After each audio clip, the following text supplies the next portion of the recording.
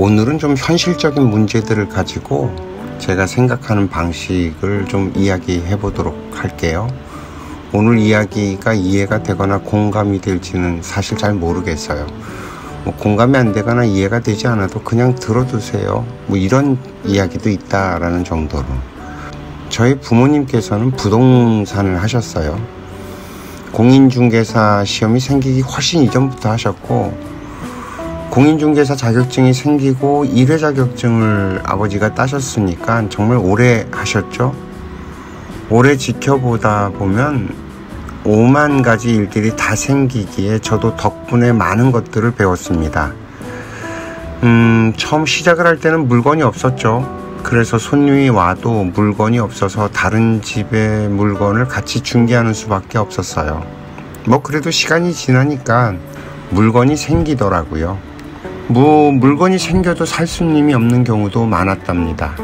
우리는 손님이 그냥 우연처럼 오는 것 같이 생각을 합니다만 그렇지 않아요. 이 자연의 법칙을 들여다보면 정확하게 와야 할 때 정확한 사람이 오차 없이 내 앞으로 옵니다.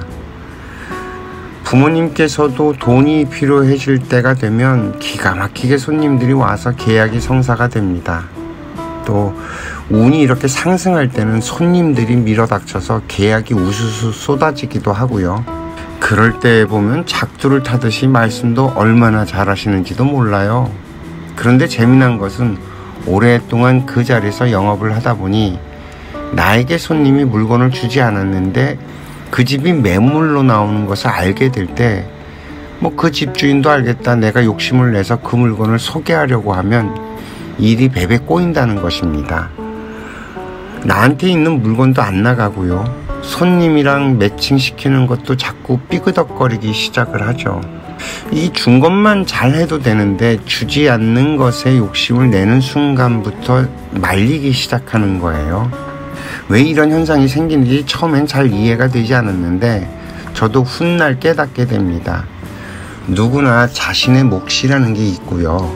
그릇의 양이라는 게 있어서 정확하게 인연들이 오고 가게 되어 있는데 내 자신의 그릇은 생각하지도 않고 욕심을 내게 되면 내가 욕심을 낸 그 물건이 나를 무겁게 만들어서 오히려 내가 활동하는 것을 둔하게 만들고요.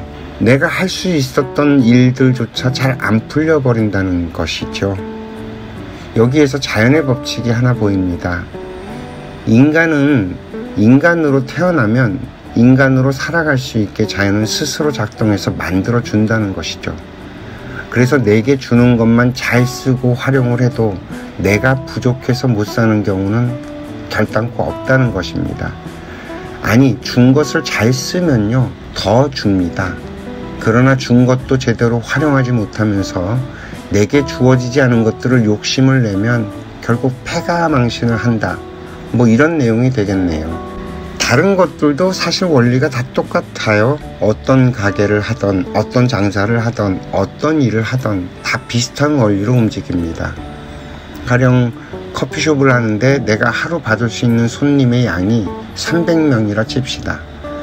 손님이 300명이 차니까 돈을 좀 더 벌겠다고 가게를 넓히려고 바로 옆으로 이전을 했어요. 그런데 손님이 300명 이상 더 늘지를 않아요. 가게는 커졌는데 그 가게를 사람들로 채우지 못하는 상황이 생기다 보니 있던 손님들도 슬슬 더 줄기 시작을 합니다.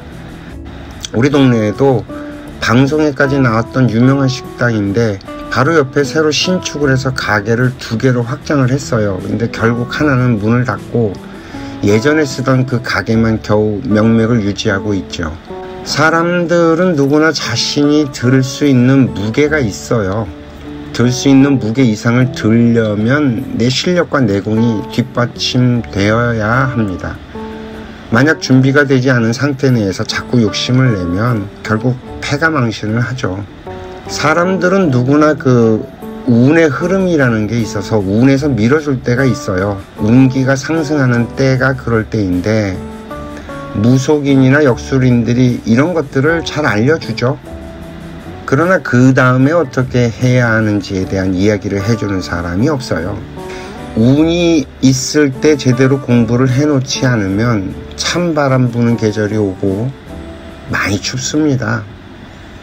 사람들은 돈을 벌어두고 그걸 해결하려고 하는데 돈은 나갈 때가 되면 아무리 방비를 해도 나가거든요. 돈이 나갈 때는 아파요. 참 이 상처를 내면서 핥히고 지나가거든요. 뭐 사기를 당한다던가 집안의 우환으로 누가 아파서 병원비로 나간다던가 아니면 가족 중에 누가 돈을 들고 가버리기도 하고요. 내가 아무리 막으려고 해도 결국 나가게 됩니다.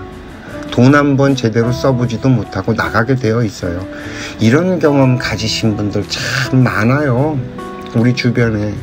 지금 이 사회가 어려워지는 이유는 사람은 보지 않고 돈만 생각하면서 살기 때문에 그래요.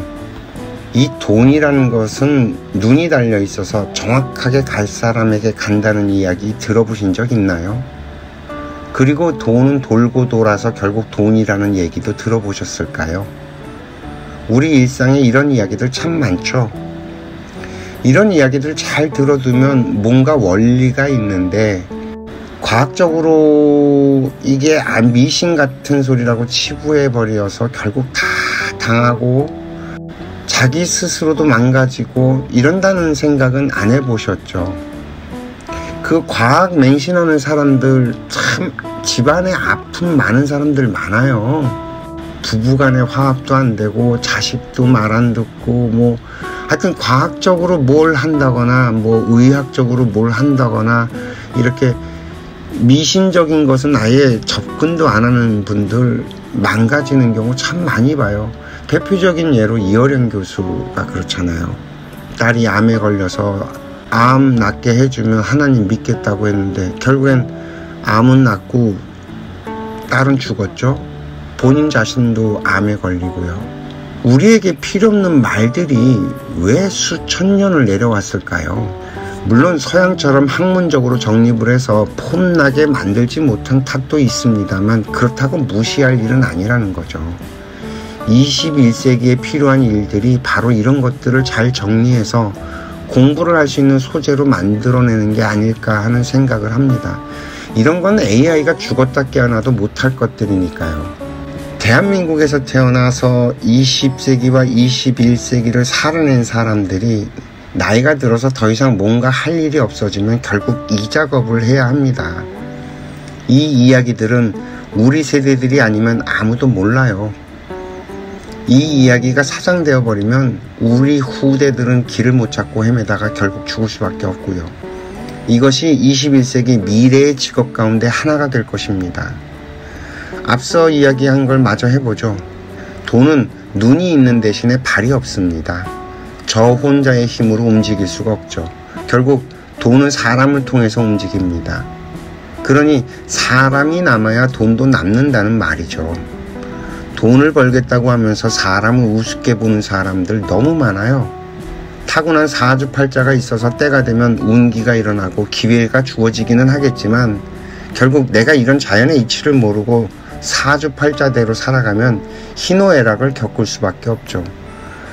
이 사주팔자대로 사는 건 인생을 살았다고 할 수가 없습니다. 정해진 대로 살려면 뭐하러 힘들게 살아요. 인간의 육신을 뒤집어 쓰고 사는 보람이 없잖아요. 우리 인간들이 육신을 받아서 이 세상에 오는 이유는 딱 하나입니다. 영적인 성장, 영적인 진화. 이것 말고는 모두 방편이에요. 이 육신을 벗을 때 가져갈 수 있는 것이 단 한 개도 없으니까요. 이런 이야기는 AI는 접근조차 못합니다. 이것이 우리 인간들이 탁월한 이유고요. 오늘은 조금 현실적이고 우리 삶 속에서 벌어지는 현상들로 이야기를 해봤는데 어떻게 공감이 되실지는 잘 모르겠습니다. 오늘 이야기도 여기까지 하겠습니다. 시청해 주셔서 감사합니다.